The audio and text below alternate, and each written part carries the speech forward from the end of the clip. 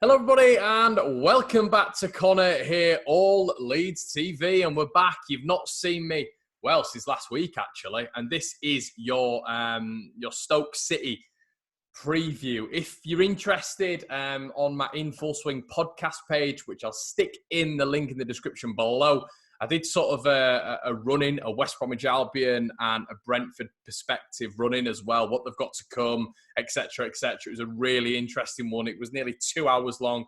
We spoke about absolutely everything. We've got a Brentford fan on as well, so that was really interesting. That was the live podcast we did. So check out the In Full Swing podcast if you're interested in that sort of stuff, with more live podcasts to come. But let's get into the absolute meltdown at the minute that is Leeds United and our fan base, and you know, me to an extent as well. It's been a crazy sort of week, hasn't it? Obviously, we got the 3-1 win against Blackburn, which absolutely brilliant. Really happy with that. That was one game I thought we'd lose. I thought it'd be a tight 2-1, but you know, last season when we went to Ewood Park, it was a really difficult fixture. Leeds sort of showed those tendencies, struggling to break teams down. I really did think that Mowbray side would do the exact same thing as they've always done against Leeds, which is sit in, try breakers down, and look for that counter press. And they didn't. They just sort of came at us from moment one, which was their Achilles heel straight away, really. Leeds were breaking them down early on, and sort of within the 10-minute mark, Matthias Klick nicks the ball. It was a foul for me. It was a foul. I'm going to take that bias hat off. That was a foul. If that was the other way, I'd be absolutely screaming for that to be a foul. Leeds breaking. Patrick Bamford, absolutely clinical, which is what we like to see. Two goals in 3 games for Patrick. He's a very streaky player. We know he is. Obviously, you guys know my thoughts on Bamford, but at the same time, scores the goals. He's a Leeds player, so I will support him. And yeah, he gets his goal, and hopefully that's going to be the start of sort of a nice little run-in for Patrick during this this sort of final 5 games. But you know, we got away with it a little bit.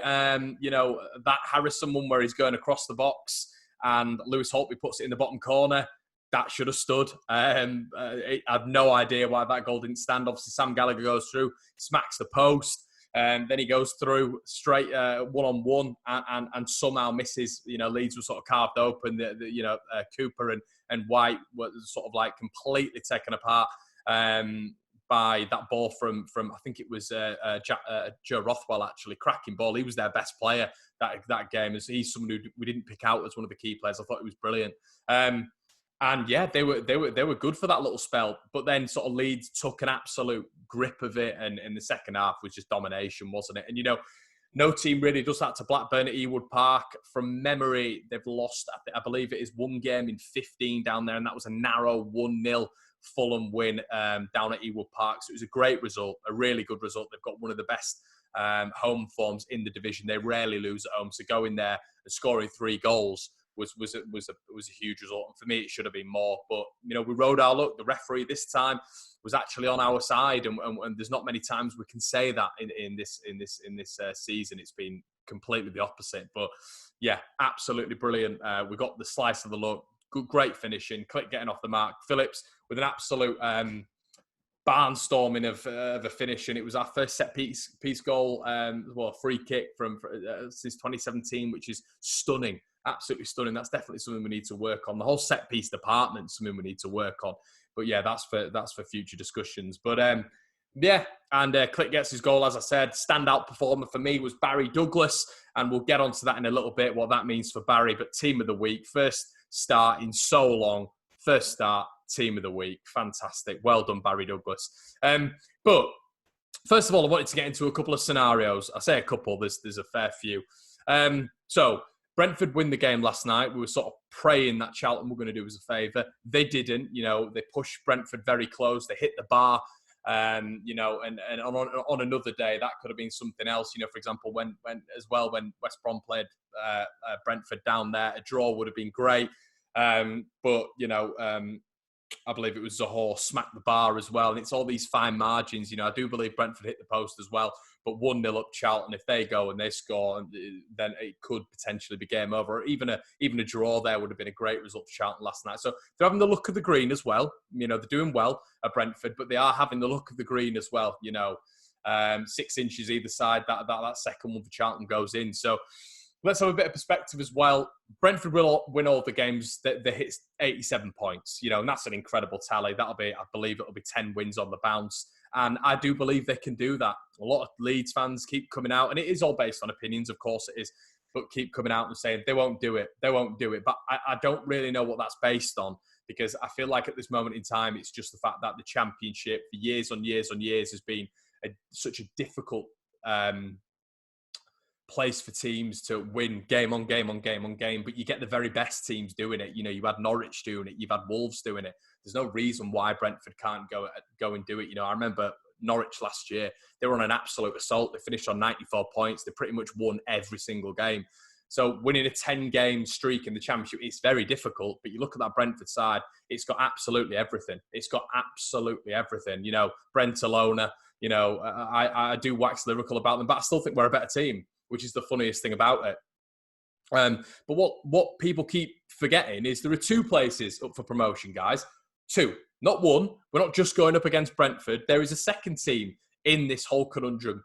It's West Brom. And there's a lot more to play for than just us versus Brentford. And I feel at this moment in time, it's because we've had the scaremongering of last season. We're nowhere near in the same position as last season. You know, it's a completely different scenario. You know, from sort of February onwards, we started bottling it in last season. But this time, we've actually had a bottling phase, and then we've got over it, and we've lost one game in 10. We've conceded 5 goals. That's an incredible run. We've also got 18 clean sheets, which is the most in Europe. So this whole Leeds are falling apart again narrative is absolutely brilliant. It's comical, and it's just not factually correct. You know, 1 loss in 10 is pretty incredible. So, you know, Brentford can keep coming. They can keep coming. I think they're a fantastic team, and I do think they will get promotion, but not at the expense of Leeds United. It's natural to look at other teams, of course it is, but there's a lot of sort of different variables that we have to consider, really. Obviously, West Brom are playing Derby tonight. That's going to be a tough one for them. I'm not going to say they're going to drop points, but it's going to be a very tough one. The game might be going on whilst this is going on.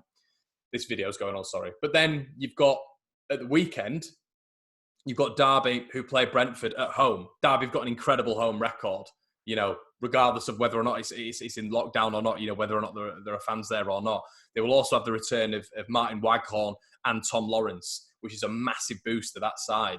You know, so Derby can really be a sort of thorn in both of their feet, really.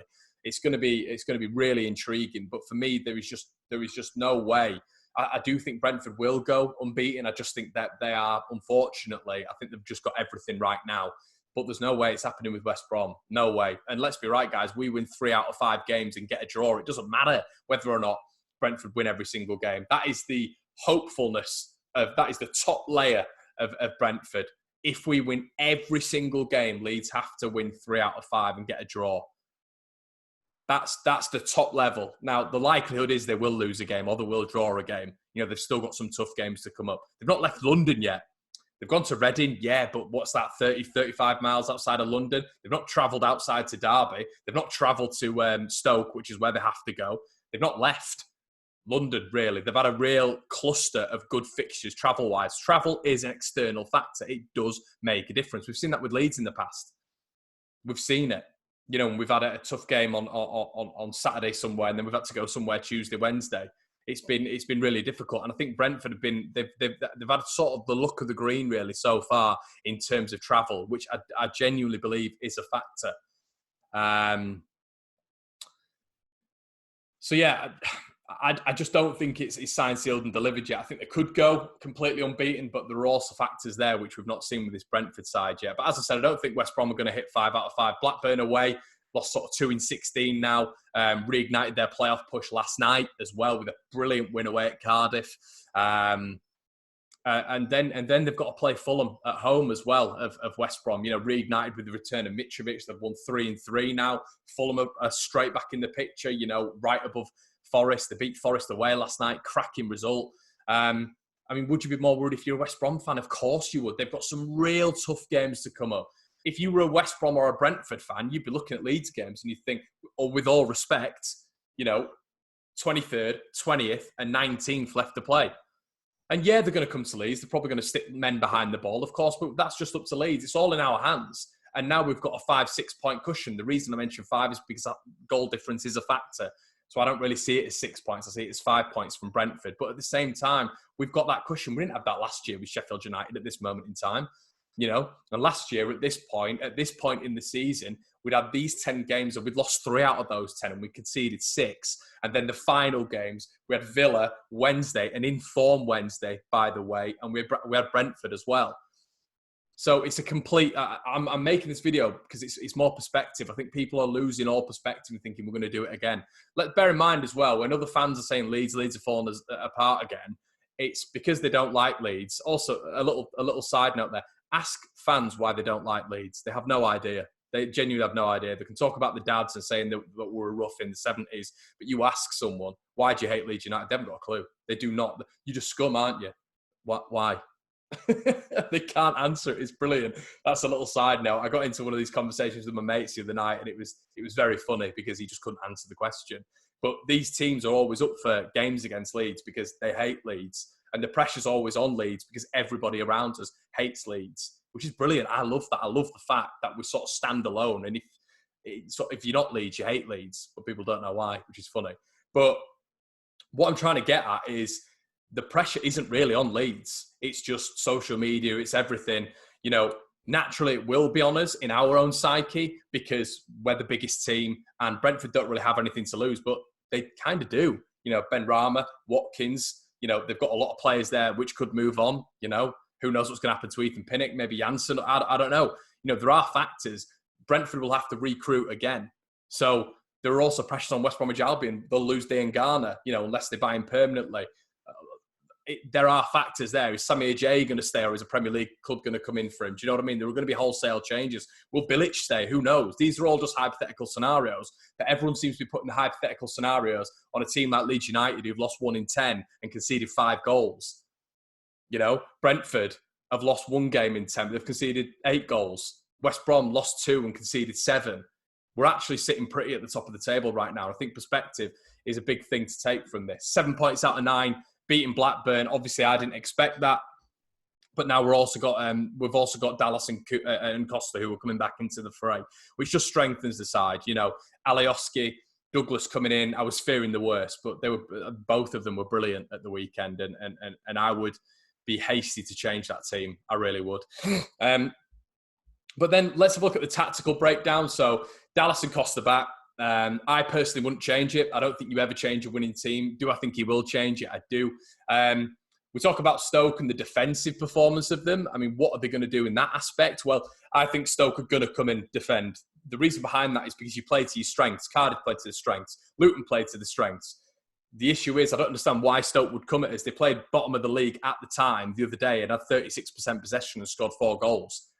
Their whole presence is the counter press. It's sucking teams in, then hitting them on the break, or working on set pieces. They scored a number of set pieces goals against Barnsley, and that works for them. They've got a big team, their entire defence, Indy, Chester, then you've got Vokes up front, and players who can whip balls in, Tom Ince, Sam Clucas, James McLean. So they're going to be a different side to the one that we faced earlier on in the season under Nathan Jones down at the Britannia. But that's just something Leeds have got to completely, deal with because we're going up as potential champions. We've got to deal with the side who are struggling against relegation. But Michael O'Neill has always sort of played the defensive way. He makes teams solidified. Northern Ireland used to leak goals like there was no tomorrow. He came in, solidified them, and they became a really good outfit under Michael O'Neill. So he's just going to do the exact same thing with Stoke. The form table's really, really interesting as well. Out of 27 games that Michael O'Neill's been in charge of Stoke, they're 9th in the table. Leeds are second to Brentford by a point, but they're in the top 10 of Stoke. So he's not done a bad job at all, considering, when Nathan Jones left them, they were in an awful state and were essentially losing week in, week out. And they'd actually be 5 points off the playoffs. So if you gave Michael O'Neill a full season, maybe next season you give him a full season, who knows what he could do with this Stoke side. So currently under him, they are 9th in the form table, 27 games, 5 points off. That's pretty. He's done a very good job so far, and you might not think that way with the position in the table. So against Barnsley, what did they do? Well, Jordan Cousins sort of sat in, obviously the ex-QPR man, and he sort of allowed Nick Powell, who's really come into the fore again with Michael O'Neill. I think, you see a lot more highlights of him. He's getting more assists. He's getting more in the thick of things. He was sort of in and out due to injury, a couple of suspensions before Michael O'Neill came in. O'Neill did come in, and he seems to have sorted him out. And Nick Powell's always a player who I think and a lot of people think should be playing in the Premier League or should have played in the Premier League. So, he's a really good player and definitely a dangerous number 10. Obviously, they've got Kluks in the middle. I believe he's on sort of 10 goals. It might be eight or 10. I can't quite remember, but he's got a number of goals this year. He's done very well. An absolute scorcher against Barnsley in their first leg down at Oakwell, which I remember, which was a stunning goal, which got Michael O'Neill's reign underway. Cousins sort of gives in the midfield. He sort of drops back and he gives Powell and Klukas that level to roam in, similar to what Phillips does with Click and Pablo Hernandez or Roberts. So you think Stoke are probably going to use the 4-2-3-1 formation. The reason behind that is because Leeds are going to use a 4-1-4-1 block. So this will enable sort of Powell to push onto Phillips, potentially disrupt his game, and then hit us on the counter press if maybe Phillips makes a mistake, which we've seen him do a couple of times sort of since the restart. And then you're going to see Jordan Cousins and Klukas, for me, extremely tight to Matthias Click and to a Pablo or to a Roberts. I think they're naturally going to prioritise the low block, as I've said, because you play to your strengths. Cardiff did against us, Luton did against us. Technically, Fulham did, really, because that is their strength. It's playing football. We saw that last night against Forest. They played football, they won the game. It was a scrappy affair, but Fulham probably edged it and deserved it. What's going to happen for me is they're going to get their opportunities through sort of springing leads when we make a mistake. Consistently say this, but Stoke are definitely going to do that. They did it in the reverse fixture down at Ellen Road in the League Cup under Nathan Jones. I can't imagine that Michael O'Neill's going to change it all that much, to be quite honest, because he's a manager who works with the solid blocks. Another difference is Stoke do have quality. You've got Klukas, Powell, Campbell, and even Vokes, who does seem to score quite a bit against Leeds, and they are dangerous from that quick sort of counter attack that they can sort of make, really, with the likes of Klukas and McLean and Tyrese Campbell, who is absolutely lethal and frighteningly quick when he needs to be. But yeah, I think their level of player, it probably surpasses Cardiff quality-wise, and it definitely surpasses Luton. So if you're getting a Stoke City sort of just regimented and in that low block, then if they do hit us on the counter-attack, then it could be essentially a big blow for Leeds United. So what we need to do is just score early for me and be absolutely clinical. So overall, what do we need to do? I think we've got to hit the channels. We've got quick wingers. If Costa does come back in, congratulations on his new contract, by the way. But if he does come back in, then he's got to start having a go at the likes of Martin Zindi, who now plays fullback. Tommy Smith on the other side. We've got to start having a go at them. If we're not having a go at Luton fullbacks, we're going to start having a go at the Stoke City fullbacks? I don't think so. But if we're just going to continue our wingers playing the ball inside and trying to overload the fullbacks, it's been great for us this season, but sometimes we need to vary up the play. How do you create space in any football game? If you've played football, you will know that the wingers take on a man.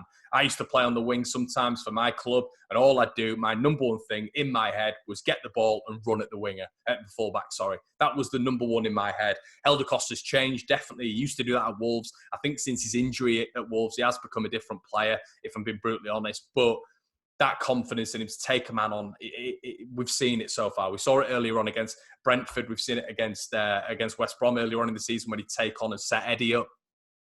They had a really formidable partnership, but that it could work into Leeds' favour as well, bringing Helder Costa on, because he'd absolutely tire a defender out, with 20 minutes to go. And we did see that at the start of the season when Helder Costa wasn't featuring regularly in Leeds' starting lineup. But isolating people like Martin Zindi and Tommy Smith, for me, is where Leeds gain an advantage, gain some space and potentially gain a goal. Naturally, as well, against Leeds, you see in the second half, Leeds get stronger and teams get sloppier. Teams get sloppier because they're tired. We've knackered them out. We keep going. It's just hammering against that wall and trying to break through. we always create chances. We will create chances. We'll create chances till the end of the season. But it's up to Patrick Bamford as the lead striker, as the man who Leeds look to convert these chances, to score the goals. He gets more big chances per week than pretty much every single player in this division. He needs to continue taking them or better his total tally at this moment in time. But this Stoke team will not be easy at all. It won't be easy at all. When we did the preview, of the Luton game, about a week ago now, me and the rest of the gang were saying that Leeds would win, but it was very sort of 1-0, 2-1. Well, I think I said it was going to be sort of 1-0. I think I said it was going to be a tight affair. It ended up 1-1. I actually said on my social media that we were going to beat them. A little bit of positive reinforcement. I was trying to convince myself, really. Didn't happen. Egg on my face. And I've just got a feeling this is going to be more difficult than that game. The reason behind that is because I think they've got more quality. I think they're regimented and disciplined under Michael O'Neill. And I think the form table sort of says that. They've got beaten by Wigan, but Wigan are completely resurgent, absolutely resurgent right now. But we don't have an excuse. We're going up against a team who we have been so much better than this season. And as an outfit, Leeds have got to go there, and Leeds have got to win the game at Ellen Road. We've got to do it. And if we don't, then, and if, touch wood, we don't win this game, and then, you've got West Brom winning tonight and then Brentford winning last night, it's not going to get squeaky bum time, but people will probably be getting a little bit nervous. It's natural. But yeah, I think we'll have just a little bit too much natural finesse if we stick to our game plan. But make no mistake about it, this is going to be a really tough game. And how Leeds United win, and how Leeds United win all the time, is by scoring first and making sure we take our chances. Guys, if you've enjoyed this, it's been a bit longer. It's been a bit more in detail. My throat is absolutely dry now just from talking. I'm going to have to get a brew. Leave a like for the haircut. I've managed to get one at long last. Go check out the In Full Swing podcast, just in the link in the description below, if you want to check out what a Brentford's fans' perspective is, and a podcast all on that sort of front, because I know you guys love the additional Leeds content. Go check out Joe's preview as well. Oscars will be coming either tonight or tomorrow, and I'll see you in a bit.